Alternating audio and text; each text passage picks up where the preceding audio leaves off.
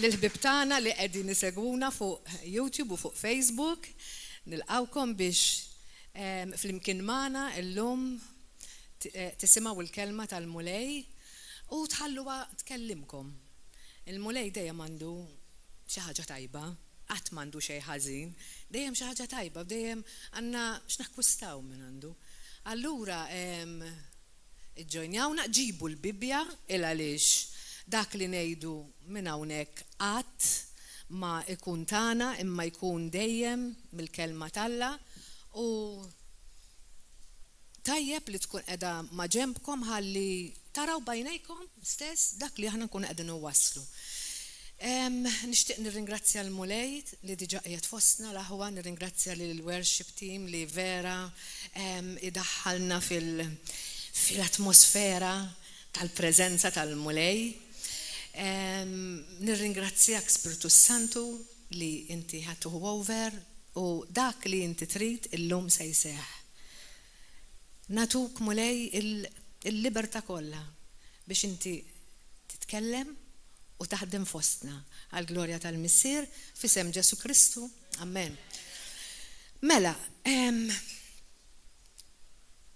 illum jew ħansemma xi ħaġa il-qawwa qal ejjew iftħu qalbkom ħadd irċievu l-qawwa. U eżattament, prattikament fuq hekk ħanitkellem għaliex ħanitkellmu fuq it-taqbida spiritwali li aħna kull jum u kull ħin u kull mument irridu jew ma rridux ngħaddu minnha. Sikwit it-talb tiegħi waħda mit-talbiet kull jum tkun Mulej għidli fejn mhix qiegħda in line miegħek biex jien nirċievi l-qawwa tiegħek. Ħalli żgur ma jkollux jitellifni l-qawwa tiegħek. Dik waħda mit-talbiet li nagħmel. Għaliex? Niftakar meta aħna naraw il-kelma talla l-ewwel knisja li aħna dejjem nagħmluha l-mudell tagħna fl-Atti kienet jgħidu fuqha ħafna affarijiet sbieħ. U fosthom kienet il-qawwa. Imma iktar minn hekk kienet magħrufa għal xi ħaġa oħra. Tafu teduli għal xiex? Għal xiex? Unità, mħabba. Kienet proprja magħrufa għalhekk. U sfortunatament għal kuntrarju tal-lum ħafna drabi mill-kliem li tisma' u jiddispjaċik li l-Knisja tal-lum magħrufa xi kultant għan nuqqas ta' qbil u nuqqas ta' unità. Għaliex? Illum ħanaraw għaliex? Għaliex m'għandux ikun mhux hekk ma taqblux miegħi l-Knisja għaw dan nuqqas li itellef sewa milli nġibu unur l-Evanġelu u unur l-Knisja u anke lilna bħala Kristjani. Mhijiex ħaġa sabiħa. Mela f'dan il-messaġġ li llum ħanaraw u nitlobkom biex bħal dejjem tiftħu qalbkom il għaliex hija istruzzjoni. U ħafna ma jafux x'inhi il-taqbida spiritwali li aħna propju qegħdin għandna bżonn nifhmu illa għaliex ħafna jaħsbu t-taqbida spiritwali hija biss li inti toqgħod tiċċanfar id-demonju. Hekk jaħsbu, imma jista' jkun toqgħod il-ġota kollha ċċanfar id-demonju ma jistax ikun. Hemm ħin li aħna nagħmluh dan għax marrid u fil-fatt qiegħed taħt saqajna u rridu npoġġu hemm imma mhijiex dik biss. Waħda minnhom hija l-qdusija. Illum ħanitkellmu fuq 3 edewwa li l-Kristjan għandu ma xi ħabbat wiċċu u ma xi jiġġieled dit-taqbida spiritwali. U dan ħanibdew ħanaraw l-ewwel fl-Efesin, jmorru flimkien fil-ktieb tal-Efesin. Fejn ħajitkellem Pawlu, l-Apostlu Pawlu, l-Knisja tal-Efesu. U mela, Efesin 2. U ħanibdew naraw pass pass. Għaliex il-Knisja qiegħda f'dan l-istat li mhux suppost għandu jkun. U blajnuna tal-mulej, aħna li nagħmlu parti minna illum ħanamlu l-parti tagħna. Il-kol kemm aħna. Aħna li qegħdin hawn, intom li qegħdin hemm barra, dawk li għadhom aqqas huma parti mill-Knisja, aħna nitolbu biex illum jinfetħu l-qlub u jsiru ħafna parti mill-Knisja il għaliex hija xi ħaġa meraviljuża l-Knisja ta' Ġesu Kristu. U naraw x'jgħid dan Pawlu. Mela, Efesin kapitlu 2. Jgħid hekk, fil-fatt il-kapitlu jismu mill-mewt għal-ħajja. Intom, ħanibdew mill-vers 1. Minn vers 1. Intom qed jgħid lill-Knisja li kontu mejtin fid-dnubietkom u ħtijietkom mejtin. Jiġifieri ħafna ma tantx tinżlilhom di, speċjalment in-nies li għadhom mhumiex imwildin mill-ġdid. Ma jafux xiġifieri tkun mejjed fid-dnubietek, muredilhom li huma katavri daw. Muredilhom li huma katavri. Imma aħna konna parti mid-dinja, ġifieri neħdu pjaċir naħsbu li aħna infallibbli, neħdu pjaċir naħsbu li aħna kapaċi, imma dik mhijiex lenti li torina il-Bibja, meta aħna qatt m'għandniex il-Kristu, meta aħna qatt m'aħniex imweldin mill-ġdid, l-istat li qegħdin fih toġbok u ma toġbokx huwa dak li ħanaqraw. Ġifieri Pawlu bada jgħidilhom intom qed jgħidlilna wkoll li kontu mejtin bid-dnubietkom u ħtijietkom li fihom darba. Ġifieri aħna bħala Knisja mhux suppost li għadna hemm. Darba imxejtu skont ix-xejra tad-dinja, skont il-kap tas-saltna tal-ajru, minu? Voldiri, aħna konna. U min għadu m'għandux il-Kristu, ekku, iftaħ naqra bidnek sewwa.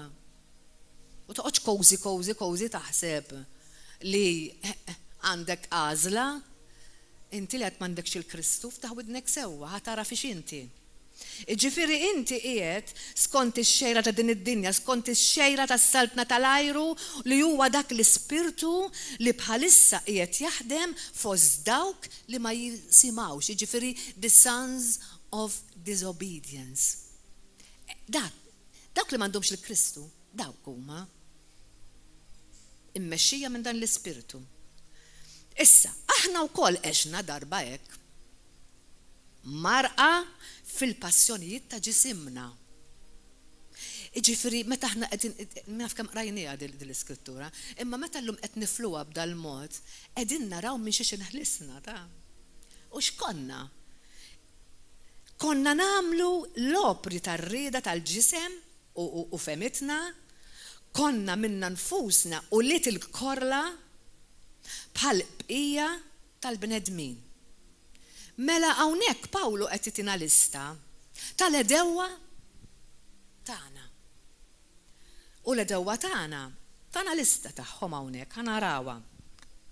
Ħażin nagħmlu jekk bħala Knisja inħalluhom jiffiltraw ġol Knisja li ħafna drabi hekk qed jiġri. Narawh bejnietna, narawh fuq Facebook, ġili tara il-min irid iqatta wieħed lill-ieħor bl-argumenti. U dan ikun min nies maturi li jafu li m'għandhomx jagħmlu hekk. Ġifieri xorta jaqgħu f'dan livell. Dawn it-tliet edewwa li ħanaraw huma li ħanitkellem fuqhom id-dinja, il-ġisem u d-dimonju. Dawn huma t-tlet edewwa li aħna kontinwament irridu din it-taqbida spiritwali magħhom. Għax faċli taqalihom. Dawn qegħdin f'din iskrittura. Jiġifieri meta Pawlu qal li hija veriterja di sowa mill-mewt għal-ħajja jiġifieri li għat li fiżikament konna ħajjin ħafna imma konna mejtin spiritwalment. Twilidna hekk għat li ħafna ma jafuwiex, twilidna b'dan id-dnub mejta spiritwalment.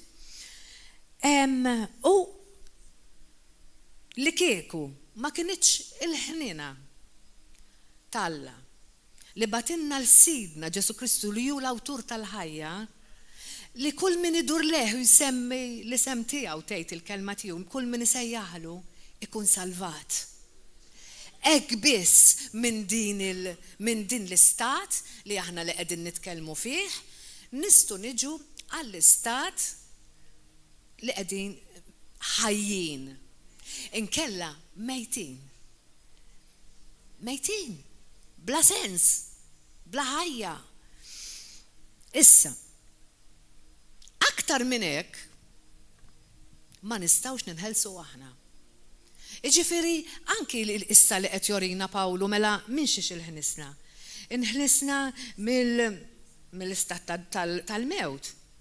Pawlu semma li konna nimxu skont ix-xera tad-dinja, mela mhux suppost li issa għadna qed nimxu għax skont ix-xera tad-dinja, ħlisna mis-saltna tal-kap tal-ajru li rridu nammettu jew ma nammettux huwa il-missier ta' dawk li għadhom mhumiex imwildin mill-ġdid. Għax meta niġu mwildin mill-ġdid, ġejna mweldin mit-smewiet. Mill-missier tas-sema. Jiġifieri hekk ma titwellidx mill-ġdid mill-missier tas-sema, ħatibqa' taħt il-missier tal-art, ix-xitan. Mela, ħelisna mir-rida tal-ġisem u l-femiet u ma bqajniex u li til-korla. Hekk qed tgħid hawnhekk. Halleluja! Dak u li aħna, dak u l-istat li aħna qegħdin fih, għalhekk il-kelma tal-Alla trid tikola. Il-bieraħ ma stajx norqod fil-għaxija. Naħseb kienet l-uniku darba li naf li sassa tgħidha bil-lejl marqax, bisħana, ma stajx noħriġt fil-veranda u qatt inħares lejn il-kwiekeb. U dejt nitlob in tanks, dejt laqgħed hawnhekk ħanoqgħod nitlob. Għal xi ħaġa li kelli bżonn nitolbu l-mulej. U qalli kellimni lura meta bdejt nitlob in tanks. Xi ħaġa li ma kontx qed nistennija bħalma jiġri ħafna drabi. U għalli dal-ek, ħassejt fil-spiritu tiegħi u damet ma ħarġet bil-mod tirġa. The proof of the pudding is in the eating. U għas ħarġetek mal-ewwel ħarġet the proof of the proof is in the pudding ħarġet, volda raqqas ħarġet sew. Imma mbagħad bil-mod il-mod ħarġet. U għetlu ma dimu lej x'għandha x'taqsam ma dak li jien qed nitolbok. Imma mbagħad irċivejta x'inhi. Meta fl-ispirtu tiegħi ħassejt Psalm 34 verse 8. Duqu u tara kemm hu tajjeb il-mulej. Dik hija, jiġifieri. Malli ġieni dak il-vers qed jiġifieri il-kelma tal-Alla jekk ma dduqix, jekk ma tikolix fil-vera sens tal-kelma, ma tistax tifhem kemm hi tajba. Min hemm aħna qed nirrealizzaw illum xwert għamilna l-mulej kemm ġejna niswow fajneh, mela filli ma konna xejn. Filli konna wlit il-korla, filli konna biss taħt is-saltna tad-demonju, tas-sultan tal-ajru. U llum u li Alla. Mamma mia, u li Alla. Mela, suppost, sewwa, il-għaliex mbagħad vers 4 jadinna, imma Alla għani fil-ħnina tiegħu bis-saħħa tal-imħabba kbira li biha ħabna, meta aħna konna mejta, jiġifieri għadna mhux imweldin mill-ġdid, tagħna ħajja ġdida flimkien ma' Kristu, bi grazzja intom salvi, mingħajr ma minna xejn. Mingħajr ma minna xejn. Illum il-ġurnata mibdulin. Imma l-isfortuna hi li dan l-istandard mhux dejjem nżommuh. U dak u li ħaniġġieldu it-taqbida spiritwali li rridu niġġieldu għaliha kontinwament, waħda minnhom li ħanaraw issa fi skrittura oħra sewwa hawnhekk x'qal Pawlu. Meta se naraw x'qal Ġagbu. U Ġagbu kien naqra iktar ibes għall-Knisja in ġenerali, mhux għal ta' dak iż-żmien, għall-Knisja kollha. U jekk ma noqogħdux attenti x'ħanaqraw, dak li Kristu tant bata għalih biex għamel Knisja li supposti bla tebba bla tikmix, kemm ta' affarijiet sbieħ il-Bibbja fuqna. Imma hekk ma nżommux dak l-istandard, la se nġibu unur il-Vanġelu, la se nġibu unur lil Sidna Ġesu Kristu, la l-Knisja li hu tant iħobb, u anke lilna nfusna. Irriduh da. Ma naħsibx hux vera. Aħna rridu nkunu fejn nkunu rridu bħalma tet għall-ewwel Knisja kienu jġibuhom u n-nies kienu jġibuhom u l-mulej kien iżid magħhom kuljum il-mijiet. Dik li rridu aħna. U jekk maħniex qegħdin nagħmluha, ejja naħdmu għaliha l-ħwa mill-lum. Ejhom nitolbu l-lum nifhmu x'ħanaqraw. Issa dak x'konna, jiġifieri jekk aħna għadna qed nimxu fix-xejra tad-dinja, jekk aħna għadna qed nimxu skont il-ġisem u l-ġisem mhijiex il-ġilda. Mhijiex il-ġilda. Il-ġisem huwa l-attitudni tagħna jekk aħna ma inġeddux moħħna. Sewwa, ħafna Kristjani jibqu fil-ġisem. U din ma jridix il-mulej. Għaliex? Għax hija ground għall-għadu biex jaħdem. Għalhekk hija waħda mill-edewwa, mit-tliet edewwa li jiena qed insemmi llum li kontinwament niġġieldu għaliha, jekk aħna se nagħżlu biex nimxu fil-ġisem, huwa ground għad-demonju se jirbħinna. Se jirbħinna għax qegħdin fuq territorju tiegħu. Għaliex il-mulej jedinna imxu fl-ispirtu. Għax meta aħna nimxu fl-ispirtu qegħdin nolow il-fuq bħal lajkla.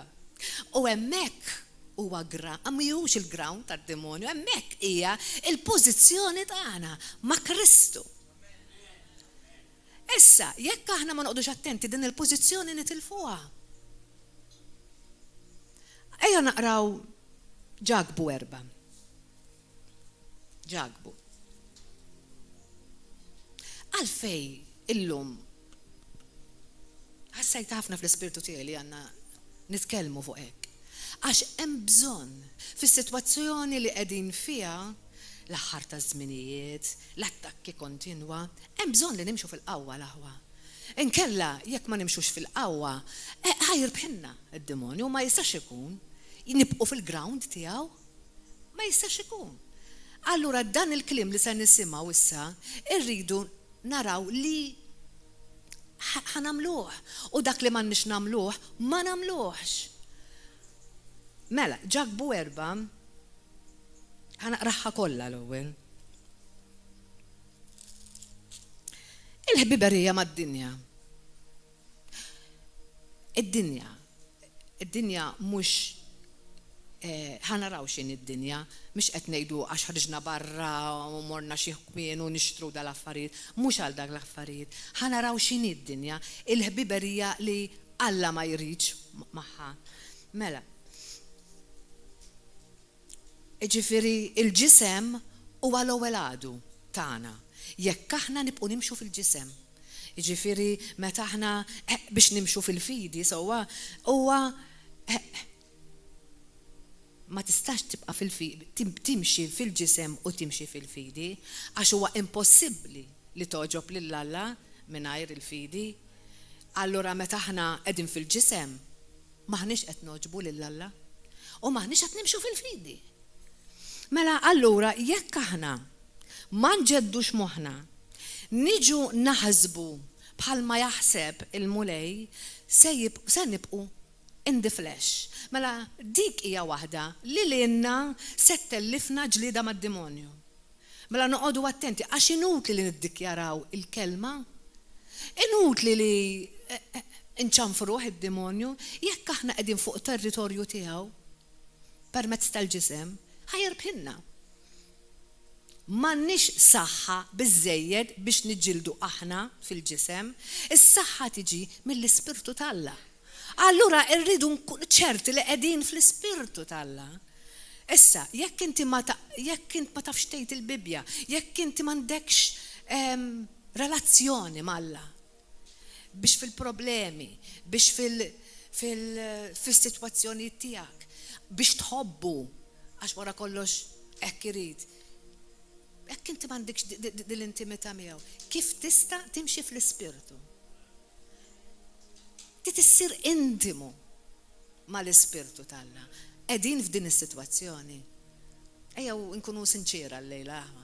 Qegħdin f'din is-sitwazzjoni. Jew qed inħallu kollox għaddej, komdi, li ġiġi, li ma ġiġi, niġu nhar terba npoġġu bil-qiegħda nitilqu nkomplu morru għax-xogħol sakemm indumu fil-Knisja nkunu Alla u meta noħorġu barra nkunu tad-dinja. Hekk qed nimxu. Jekk qed nimxu hekk, taf men ħajbati? Aħna. Is-salvazzjoni Kristu tajna mingħajr kondizzjoni. Mingħajr kondizzjoni. Jiġifieri anki jekk stess nimxu fil-ġisem, sa ċertu punt ħattellifna, jista' jkun il għaliex id-demonju tiftaħlu bieb. U ħajtelfek li jiġri li meta aħna naqgħu minn dik il-grazzja li nibqgħu ħaġa waħda ma' Kristu permezz li nkunu fl-Ispirtu qegħdin niftħu bieb. U rridu nbagħtu l-konsegwenzi. Sinċerament, kull wieħed u waħda minna nistgħu ngħidu li ma batejniex konsegwenza għax imxejna fil-ġisem. Naħseb ma ħadd minna li jista' jgħid li qatt ma bata konsegwenza għax mexa fil-ġisem, għax ħalla l-ġisem jieħu over. Issa, it-tieni għadu hija d-dinja. Ġagbu x'qal, mela, imnejnu ġej, kapitlu 4 vers 1, imnejnu ġej il-ġlied u t-tilwin bejnietkom. Jaqgħu mhux minn dan mill-passjonijiet li hemm jitqabdu f'ġisimkom. Mela bin ġewwa ġej. Għax qatt m'hemmx renewing of the mind. Ma nċedix lill-oħti. Nieħu għalija minn kull ħaġa ta' xejn. Daw affarijiet li sikwit nirrepetuhom kontinwament, imma għadna narawhom. Għadna narawhom kontinwament. Il-Knisja għadha f'dan l-istat. Ma tistax iġġib opinjoni tiegħek li ma tarax sitt toħra jaqbżu fuqek. All right, għandek kull dritt tgħid l-opinjoni tiegħek, imma mbagħad tinqala gwerra. Għax tittaddi tiegħi jitwaqqalek kliem l-oħra, fejn dik l-imħabba? Fejn dik l-għaqda? Li suppost aħna qegħdin fiha biex inħajru l-ħadd ieħor isir parti mill-Knisja. Dika waħda milli ittellef ħafna is-saltna talla milli tkompli tikber. Issa, jekk trid tisma' leħen Alla, sewwa, importanti li bħalma qed jeġġagbu hawnhekk ma nħallux dil-passjoni f'ġisimna, irridu nelbuha. Tixtiequ u ma ssibu xejn, ġifieri, dejjem irridu li għandu ħadd ieħor biex inkunu aħjar. Hekk qed jgħidilhom hawn. Għodu attenti li ma naqux fiha di. Kuntenti bli għandna, kuntenti bis-sejħa lil mulej tagħna. Imbagħad toqtlu tejru bla ma tistgħu tieħdu xejn. Iġifieri da qed jgħid il-Knisja ta'. Imbagħad tiġġieldu titqabdu m'għandkom xejn għax ma titolbux.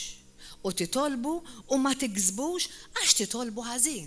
Iġifieri anki talb ibati meta nibqu fil-ġisem U meta ma noġbux il-Alla, jitolbu ħażin. Dak il-Kristjan li jibqa' ma jafx lill-Alla, jibqa' ostili. Jiġifieri jgħid li hu Kristjan imma mbagħad jagħmel kontra dak li hemm miktub. Dan huwa dak l-istat li qed jgħid hawnhekk dan, li ma jistax ikun il-Knisja tibqa' fih. Ma jistax ikun dan qed jgħid għal min huwa diġà imwieled mill-ġdid. Għandna minnhom daw kemm trid. Kemm trid. Issa titolbu ħajkolkom xi tberbqu fix-xalar, titolbu ħażin. Il-talba tal-bniedem ġust mamula bil-ħerqa. Jgħid il-mulej fija qawwa kbira. Dit tip ta' talba żgur ma fiex qawwa, anzi, il-mulej qed jistmerra. Nies adulteri issa, għaliex? Għaliex qed jgħidilna issa nies adulteri?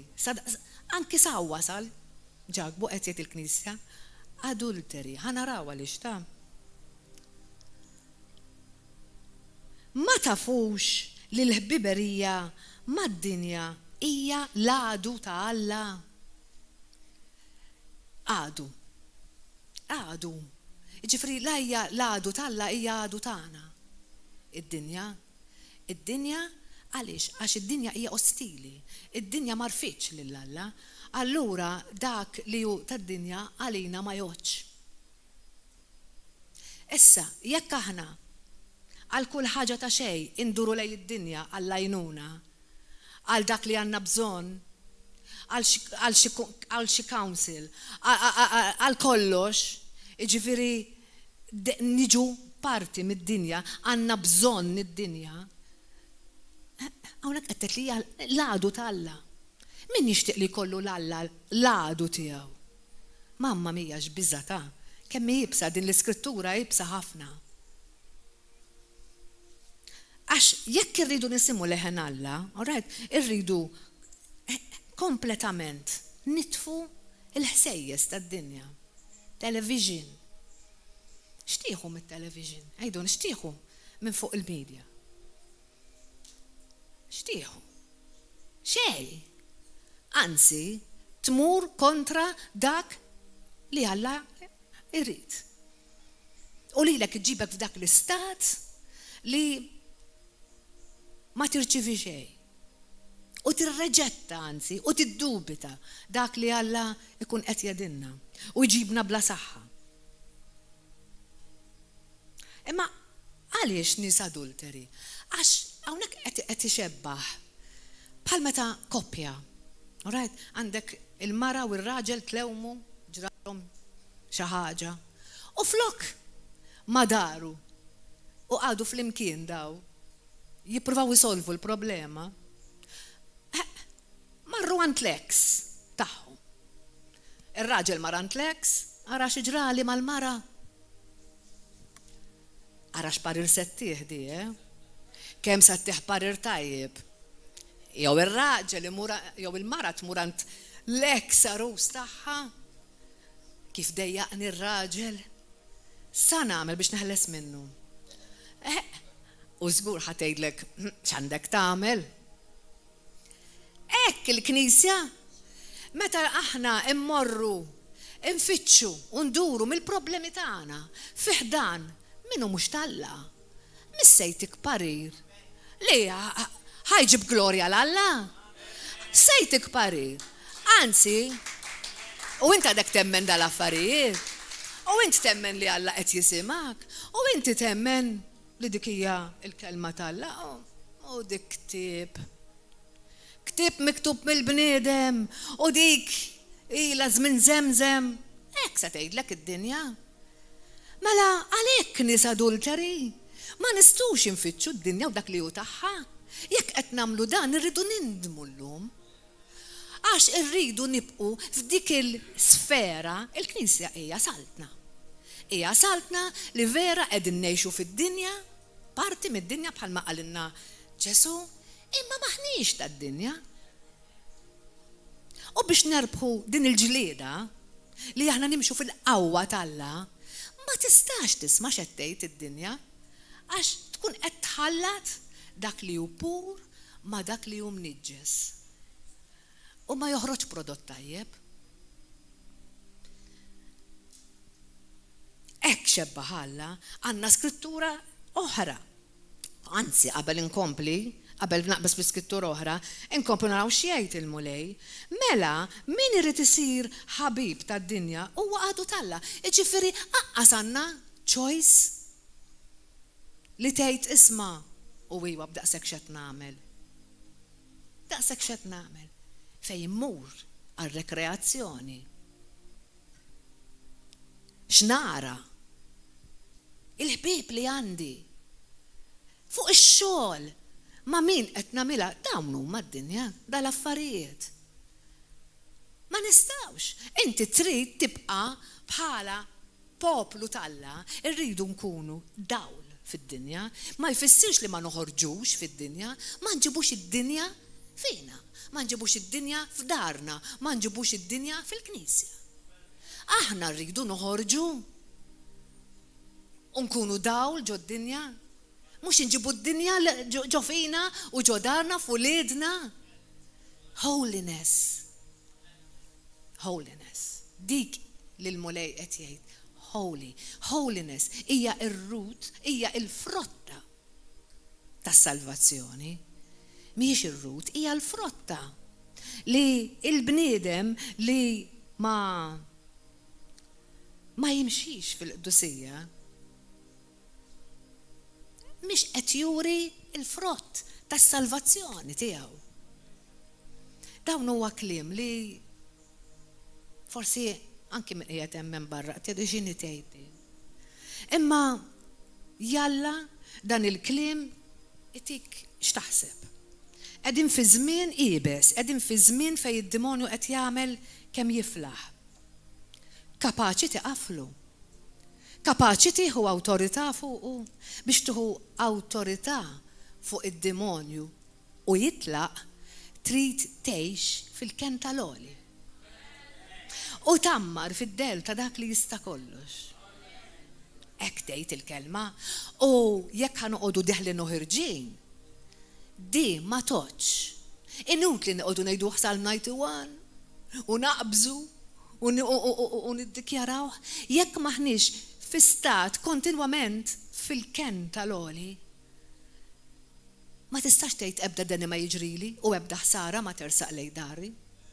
U l-anġli tiegħu se jibgħatli biex iħarsuni fit-triqati kollha.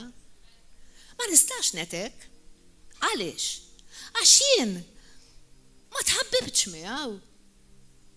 Għax jien bħalma jgħid il-kelma tiegħu la tħabbibt miegħi jien inħarsek. Jien ma rafx ismu. Mela tippretendix li ħadd inħeles. Il-kelma tgħidina insejjaħlu huwa jwieġeb. U miegħi qiegħed fid-dwejjaq tiegħi, imma meta nkunu f'din is-sitwazzjoni irridu nkunu ħaġa waħda mal-ġisem mad-demm ta' Sidna Ġesu Kristu. L-aħwa, il-mulej tagħna l-mejda tal-mulej. Il-mejda li fiha jedinna kuljum aqsmu il-ħobs uħudu mill-ġismi, ixorbu minn demmi, għamlu tifkira tiegħi biex tiftakru x'għamilt jien. U dik x'għamilt għalikom. U komplu xerdu il-mewt tiegħi. Morru x'għandru x'għamilt. Imma jekk ma jkonniex di fina parti minna, ma tagħmilix, tibqa' kiesaħ.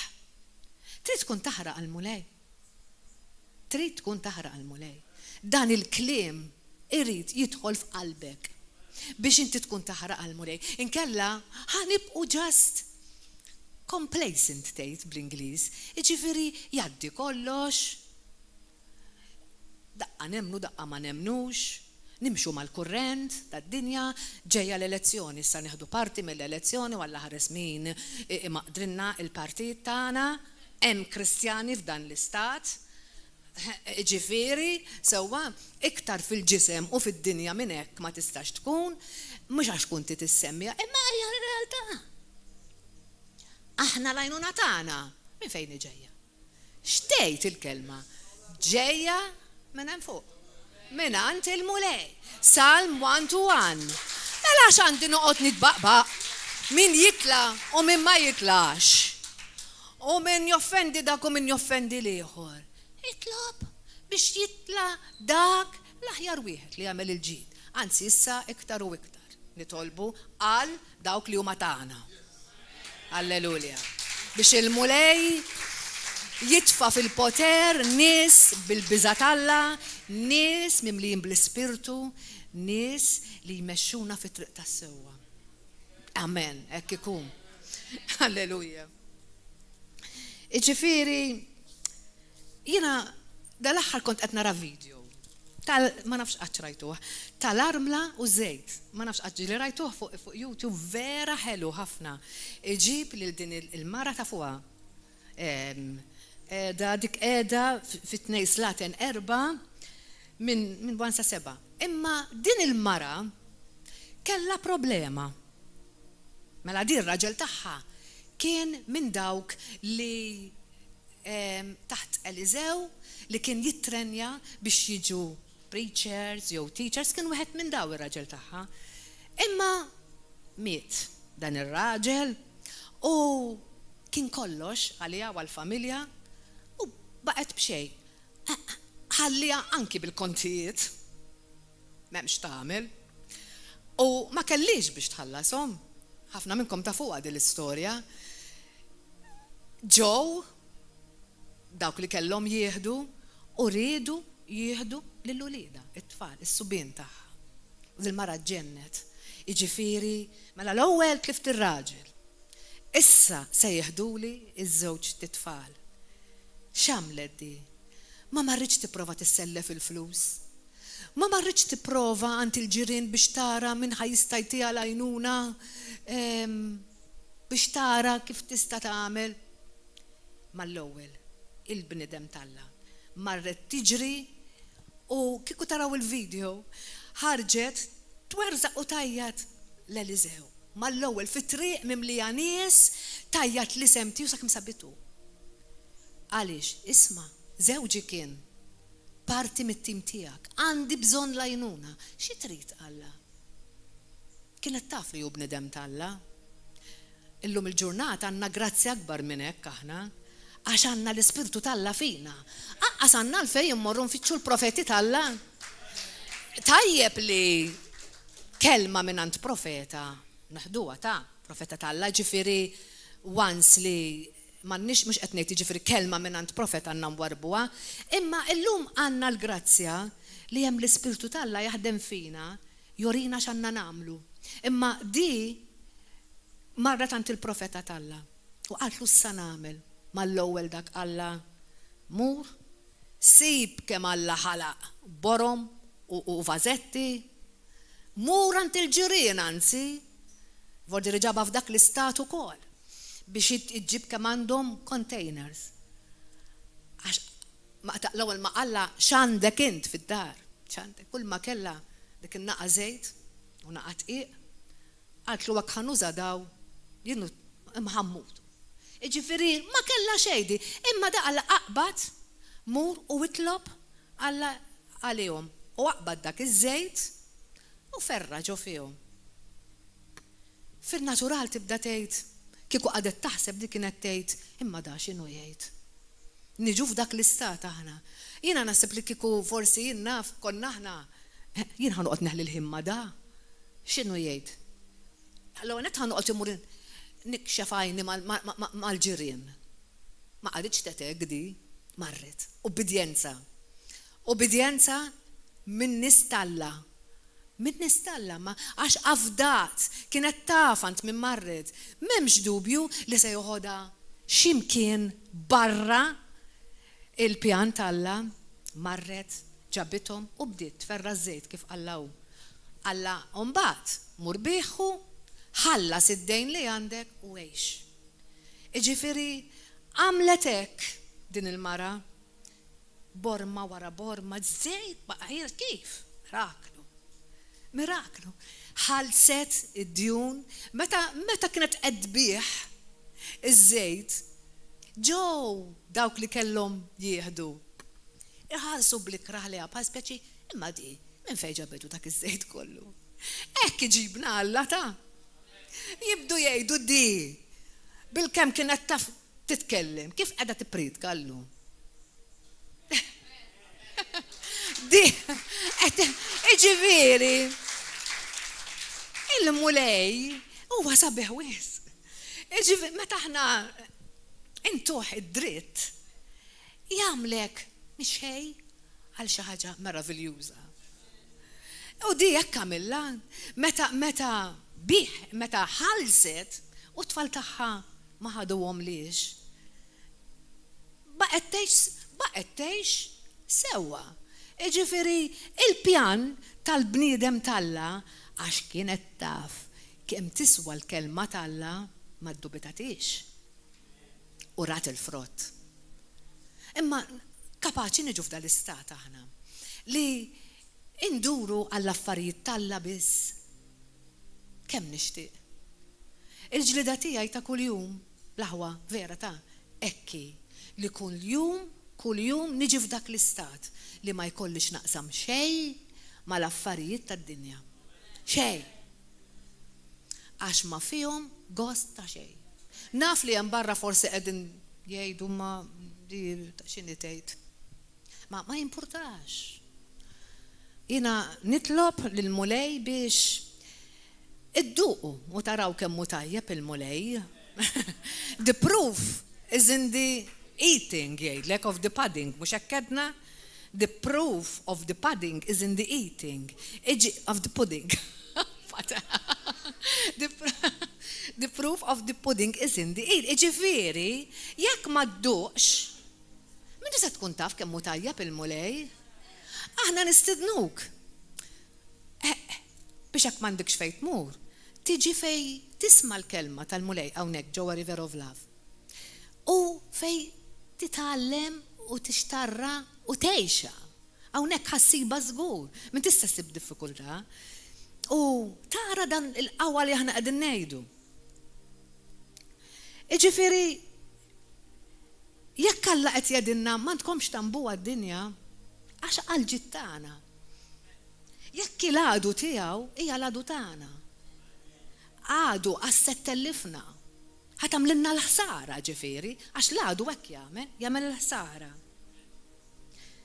Taħsbu li għal xejn l-iskrittura tgħid l-ispirtu li jammar fina iħobb bimħajja ħabba ajjura. Imma għaliex ajjura? Tant iħobbna li ma jridx li niċċabsu b'xejn iktar. Għalih biss. Għad kontu tħossu ejra għal dak li tħobbu. Ara min ħares li leħ, ara min iħoduli, ara min jersaq li leħ. Iġifieri nistu nifmu. Anki bil-moħtana. Iġifieri, eżatt. Iġifieri naħseb li kollha nafu x'ġifieri. Għax kollha ħabbejna għal xi ħadd li tridu kompletament għalik. Anke annimal ġieli konna dik l-ożza għalih ara minn imissunna, nafu dik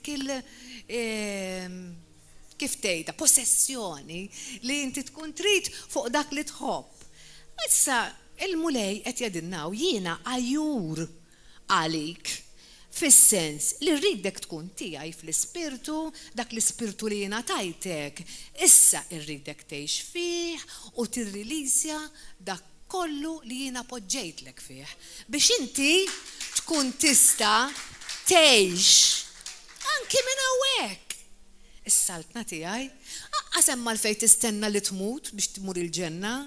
Il-mulej tantu tajjeb li minn issa tagħna l-kapaċità li nirrilisjaw dak li hemm fl-ispirtu tagħna, is-saltna talla. M'għandniex nambu d-dinja. M'għandix. Mhux jiġifieri ma tmurx gawdi l-baħar ta' fimni mur gawdih. Jiġifieri ma fimtuni x'qed ngħid. Għalhekk qed jgħid il-ħbiberija tad-dinja hawnhekk. Għaliex għax Alla jrid aktar minn hekk U jagħti grazzja akbar minn hekk. Alleluja, li anki minn fom Johan ħarġet illum di. Alleluja. U jagħti grazzja akbar minn hekk, għalhekk l-Iskrittura tgħid Alla jieqaf lil gburi u jagħti grazzja lill-umli. Jieqaf lil gburi. Di għandi xi ħaġa fuq għalli rrid niċċara daqsxejn. Jieqaf lil gburi. Il-mulej. Il-gburi x'jagħmel? Il-gburi jaħseb li hu kapaċi għal kollox, li jieħu kollox fideħ. Alright, għana naqraħħa eżatt. Mela, il-gburi jieħu l-affarijiet fideħ. Ma jikkonsidrax lill-Alla, m'għandux paċenzja li jistenna lill-Alla u l-paċenzja hija frotta tal-Ispirtu. Iġifieri l-gburi m'għandux l-Ispirtu. Għax la m'għandux paċenzja, m'għandux il-frott tal-Ispirtu. Mijux fl-Ispirtu ma tant qed titkabbar għax taħseb li xi ħaġa li m'għandek bżonn l-Alla, li m'għandek bżonn taqra l-kelma tal-Alla biex titgħallem, li m'għandek bżonn issir tafu l-Alla għax kapaċi tasal għas-suċċess waħdek. Dak huwa l-gburi. Mela dak qed jaġixxi fil-ġisem. Il-dat tip ta' bniedem Alla jirreżistih x'biża'. X'biża'. Imma għal xiex irid iġibna baxxi daqshekk. Ħalli jkun jista' jollina u jarfana. Jekk ma niġux f'dak il-livell, ma jistax jarfana. Għax hekk nibqu floli, nibqu fil-pedestal li nkunu qegħdin fih, nkunu għaljin biżejjed. Nkunu għaljin biżejjed, ma noqogħdu attenti.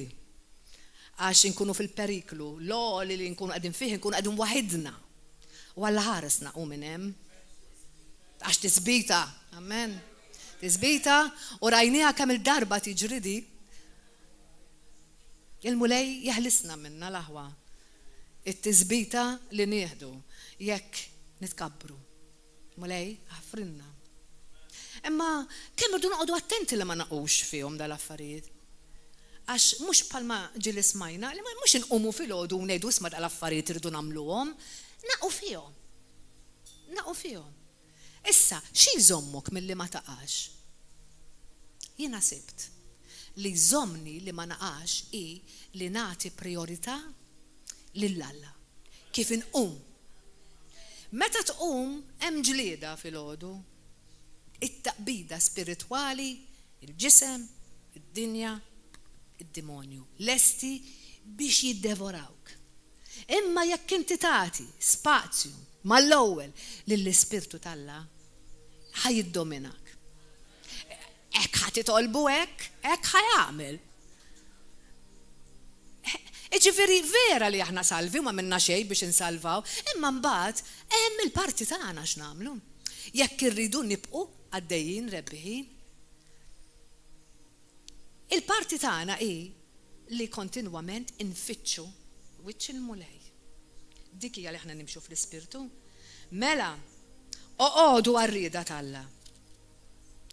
Iqfu lix-xitan u hu jaħrab minnkom. Kulħadd irid jaqaflu lix-xitan. Imma biex tieqaf lix-xitan trid tissottometti ruħek li Alla għax qabek qiegħda qabel irridu noqogħdu fir-rieda tal-Alla, jiġifieri ir-rieda tal-Alla mhijiex il-ġisem. Jekk qed nirrabja, jekk qed nieħu għalija, jekk qed inqasqas, jekk qed niġġieled, jekk qed nibqa' nżomm, jekk qed ngħir, kollha nafuhom x'inhuma il-frott tal-ġisem. Edha f'Galatin, jiġifieri nafu x'm'għandniex nagħmlu. Imma biex nifqu lix-xitan nirreżistuh and we take authority dal-affarijiet ma nistgħux nagħmluhom. Għax għandna bib miftuħ għalih. U waħidna ma nistgħux niġġildulu. L-Ispirtu tal-Alla, dak l-Ispirtu li huwa għajjur għalina, mhux għal xejn huwa għajjur għalina ta'. Jaf x'periklu nkunu fih meta aħna ma ntuħx dik l-importanza li għandna ntuħ. X'għandu bżonn xejn. Aħna għandna bżonn. Kontinwament lilu. Mela, laħwa, għax wasanna. Rajna d-dinja, rajna l-ġisem, issa baqa d-demonju.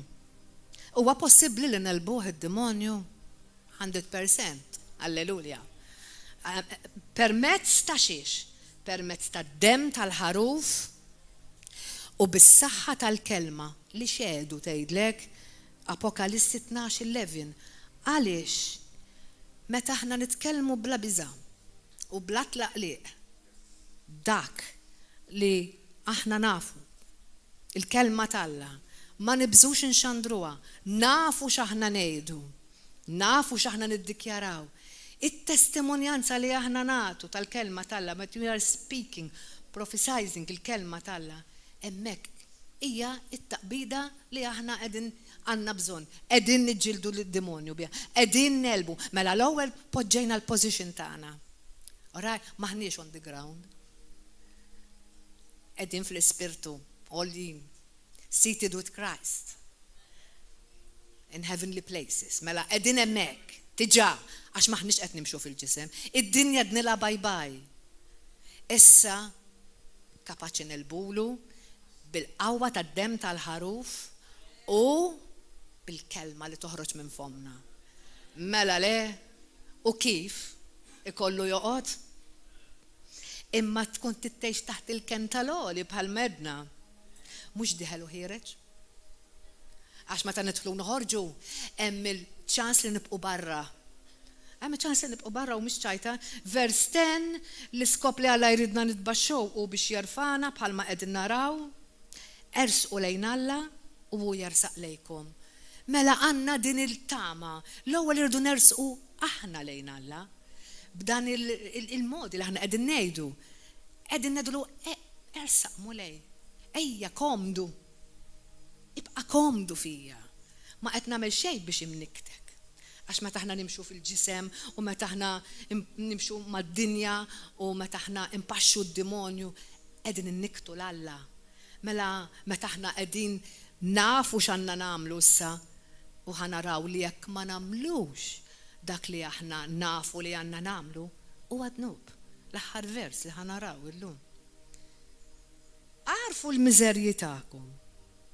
Ibku wolfqu u ħallu d-daħq tagħkom jinbidel f'niket u f'ferħ. Iwa, taf tkun qed titħaq bħalissa. Imma ara x'qed tgħidlek il-kelma talla. Ħallik mid-daħq ta' għax min jitħaq l-aħħar. Kif jgħidu min jitħaq l-aħħar? Alleluja. Ġifieri, ejja noqogħdu attenti għax mal-kelma talla ma tilaqx. Tista' mhux tgħid u taħseb li inti xi ħaġa mal-kelma talla ma tilaqx. B'saħħtek kemm inti b'saħħtek, bravu kemm inti bravu, ma tista' tagħmel xejn. Xejn. Iċċekknu quddiem il-mulej ħalli jarfakom. Mela rajna għal xiex irid iċekkinna l-mulej. Issa ġejja oħra, il-kritika, l-aħwa, meta aħna nikkritikaw għaliex. Ħafna drabi, orrajt ara toqgħodux tqassu fuq xulxin. Min iqasqas fuq ħuħ u jiġġudika lil ħuħ, ikun qiegħed iqasqas fuq il-liġi u jiġġudika l-liġi, jiġifieri imma jekk inti tiġġudika l-liġi ma tkunx qiegħed tagħmel dak li trid il-liġi issir imħallef. Meta nagħmlu hekk, taf x'inkunu qegħdin nagħmlu dellikraħ fuq il-kelma talla. Il-messaġġ li hu l-Vanġelu u l-iktar il-kmand li Alla tagħna. Ħobbu lil xulxin. Ġifieri Ġesu ġabar il-liġi kollha f'dawk iż-żewġ kmandamenti. Ħobbu lil Alla u ħobbu lil xulxin standard tiegħi kif ħabbejtkom jien. Allura di serja tqasqas, tiġġudika. Alright, tgħid fuq dik u fuq l-oħra. Tħammeġ għax xi kultant taqqas tkun verità slendering. Voldiri, ara kemm naqu baxx. Hawnhekk qed jgħid wieħed biss huwa dak li jagħmel il-liġi, wieħed biss li mħallef, dak li għandu s-seta jeħles u jeqret. int min int biex tiġġudika lil ħaddieħor. Issa, il-kritika għaliex nagħmlu ħafna drabi biex nattu dnubna. Dawn huma fatti ibsin, imma li tajjeb niġu wiċċ imwiċċ magħhom l-aħwa. Ejjew nkunu sinċira u jekk għandna xi ħaġa minn dawn l-affarijiet, illum nedu l mulej. Daqshekk. Ma rridx nilab iktar ma dal-affarijiet. Illum qed turina mulej qaddis li int qaddis. And how to overcome u kif nelbu dawn l-affarijiet ukoll. Issa ejjew intom li tgħidu llum jew għada mmorru f'din jew dik il-belt u nqattu sena hemm nixtru nbiew. Xiġifieri, allura ma nistax nippjana żgur li nistgħu nippjanaw, anzi l-mulej jedilna ippjana għax hekk ma tippjanax you fail, tiffejlja sewwa, vuol ma tistax timxi bla planning, imma il-planning irid ikollna dejjem lil Kristu fih. Dak li nippjanaw irid ikun hemm Alla fih. Jekk irridu naslu għas-suċċess, irridu bħalma tedinna Josue 1 minn 6 sa 8, immedita fuq il-kelma lejunar jekk inti trid tasal għas-suċċess. B'hekk biss nistgħu naslu il-kelma talla ma titlaqna qatt. Flok ma ngħidu jekk il-mulej irid ngħixu nagħmlu dak li jew dik. Tiftaħru bil-fruwat tagħkom. Kull ftaħir bħal dan huwa ħażen. Jekk mela xi ħadd jara fit-tajjeb li għandu jagħmel u ma jagħmlux, jagħmel dnub. Jiġifieri illum aħna kontabbli b'din l-iskrittura ta' dak li hu tajjeb u dak li hu ħażin.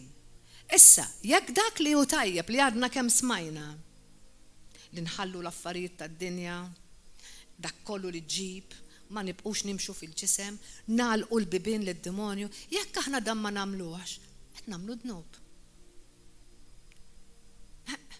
Dini il-kelma li l-mulej qed idinna. Jiġifieri ara x'responsabbiltà għandna l-aħwa. Qegħdin niġġieldu lix-xitan? Jew qegħdin niġġieldu lilna bejnietna?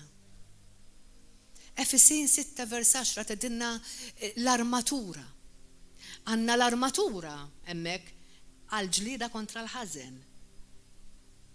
Sewwa ġifieri għandna wkoll x'għandna nagħmlu hemmhekk.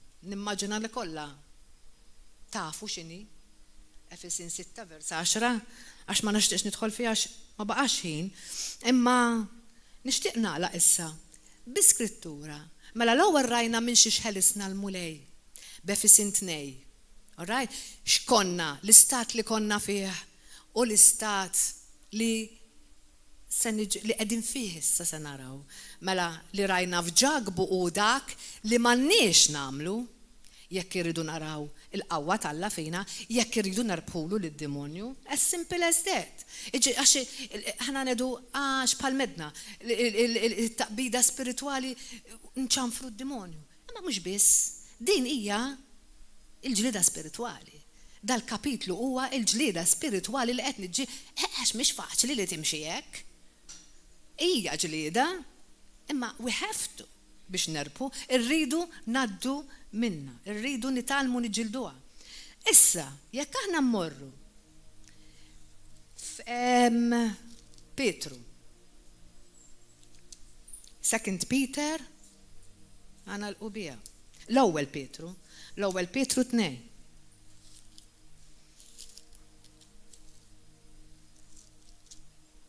First Peter 2, verse 9. U ħanaraw il-qada tal-Knisja. Kif suppost aħna bħala Knisja qegħdin naġixxu bħala Knisja qed tarana d-dinja u kif għamilna fil-verità Ġesu Kristu. Imma intom ġens maħtur. Jiġifieri mażul, għażilna l-mulej, a chosen generation. Ma twelit mill-ġdid. Saċerdozju irjali, nazzjon qaddis, holy. Jiġifieri dak kollu li qrajna m'għandniex nagħmluh għax propju aħna nazzjon qaddis. Poplu li Alla kiseb għalih, għajjur għalih. Biex għalxiex biex inxandru t-tifħir ta' dak li sejħilkom mid-dlam għad-dawl tiegħu tal-għaġeb. Intom li darba ma kontux poplu, anzi, ma konna xejn, mitlufin fis-saltna ta' dlamijiet. U kull min għadu m'għandux il-Kristu, ekku. Issa sirtu l-poplu ta' Alla, intom li darba ma kontux issibu ħnina, issa sibtu il-ħnina tiegħu. U ħanaqraħħa bil-message bl-Ingliż, għax vera hija sabiħa bil-message, bil-version tal-message. But you are the ones chosen by God, chosen for the high calling of priestly work, chosen to be a holy people, God's instruments to do His work and speak out for Him. Speak out for Him mhux bħalqna biss, anki bl-attitudni tagħna. Ritratti, iqażżuk fuq Facebook bil-bikini l-ħin kollu u pożizzjonijiet lemmu law Kristjani ta'. Imma x'qed wassal il-Krist qed titkellem għal Kristu hekk. Murhom kemm trid, imma nix tiġi toqgħod ħafna dardi. My goodness. We have to speak out for Christ, to tell others of the night and day difference He made for you. Mill-lej għan-nar bidlek, mill-lej għan-nar jaqbad naħseb hekk, għax waħda minnhom kont li kont inħobb niddardar, minix ħanoqgħod nħeba wara subajja. Imma mill-lej għan-nar bidilni. Daqshekk f'tebqatajn. Illum nara x'nilbes, nara x'ngħid, nara kif nitkellem, kollox irid noqgħod attenta li meta jiena qed iħarsu lejja, qed jaraw il-Kristu mhux jiddardru jaħarsu lejja. From nothing to something, from rejected to accepted. Hekk għamilna l-mulej. Friends, this world is not your home. Torbotx qalbek magħha. So do not make yourself cozy in it. Do not make yourself cozy. Anzi, iktar ma tħossok skomdu, iktar aħjar għax tibda tgħid mulej fit-taxejja ħalli toħodni id-dar. Come take me home, Lord Jesus. Sakemm inkunu għadna komdi, oqgħodu attenti għax li nħossuna komdi mhijiex xi ħaġa tajba, għax inkunu qegħdin in line mad-dinja. Don't indulge your ego at the expense of your soul. Jiġifieri, minħabba il-ġisem li l-jien tiegħek, li inti tija il-priorità, ħadbat ir-ruħ tiegħek. Iżen, x'inhu importanti? Ir-ruħ jew l-ġisem, l-ego tiegħek il-jien. Dik ħadd ispiċċa u daqt. Dak li huwa eterna aħna rridu nfittxu, dak li huwa għal dejjem irridu ninvestu. Hekk qed jgħidilnaw, live an exemplary life among the natives so that your actions will refute their prejudices. Jiġifieri l-azzjonijiet tagħna l-aħwa jistgħu jiġbdu l-ħadd ieħor ukoll ta' mill-infern. Għax meta jaraw ir-rikkezza ta' ħajja li aħna qegħdin ngħixu, u mhux qed nitkellem volti finanzi u hekk ta' li ma jkun joqosna xejn ferħ li laqda flimkien imħabba unità, saħħa, fejqan, restawrazzjoni, dak kollu li hu sabiħ qiegħed tfalla. Jiġu, nistgħu nsalvawhom. We can win them over to God's side and be there to join in the celebrations when He arrives. Dik hi il-pożizzjoni tal-Knisja, din il-kelma Petru hemmhekk qiegħed l-arusa. qed jiddeskrivi l-arusa tal-mulej li għandha tkun tistennih f'dan il-mod. Issa, wasanna fl-aħħar, imma dik kienet il-closing scripture. X'għandna nkunu l-aħwa. U naf li għaw minna li forsi illum qegħdin hawnhekk naf għajjenin, muġuwa, hemm minna forsi imbeżza, hemm minna bid-dubji, kollox jista' jkun. Għax dawn huma l-attakki bħalma qed ngħidu tal-għadu. Imma llum nafu x'għandna nagħmlu. Illum meta aħna nsejħu lil dak li għatina l-ħajja, meta aħna nsejħu l-isem tal-mulej tgħid, meta aħna when we call upon the name of the Lord, He saves us, jisalvana, jirrispondina, iwiġibna. Ġeremija 33 bħalissa qed tiġi f'moħħi meta jgħid sejjaħli u jien inwieġbek u nurik affarijiet li mistura li inti ma toħlomhomx. Iġifieri aqqas għandek idea tagħhom. Sejjaħlu l-mulej. Ix-xiniet illimitax il-problema l-għandek. Tmurx tfittex lil min ma jafx lil mulej. Għax mhux sajtik risposti tajba. Iftaħ qalbek għal nistalla li għandhom l-ispirtu talla ħalli jkunu jistu jatuk lill-Alla. Jiena lilkom li qegħdin tisimgħuna mbarra. Ma nafx, jiena nitlob il-mulej li dan kien messaġġ li għad li kien għall-Knisja, imma jott anki għal dawk li mhumiex. U sija jekk għandek il-Kristu u sija jekk m'għandekx, imma għandek bżonnu bil-fors tridu jekk inti titissalva.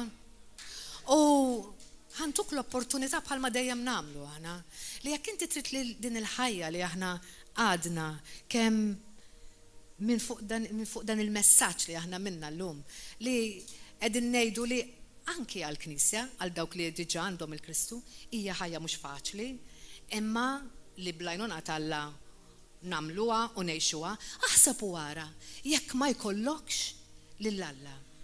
Kif trid tiffaċċja l-ħajja mingħajru u kif trid tiffaċċja l-attakki tad-dimonju mingħajru.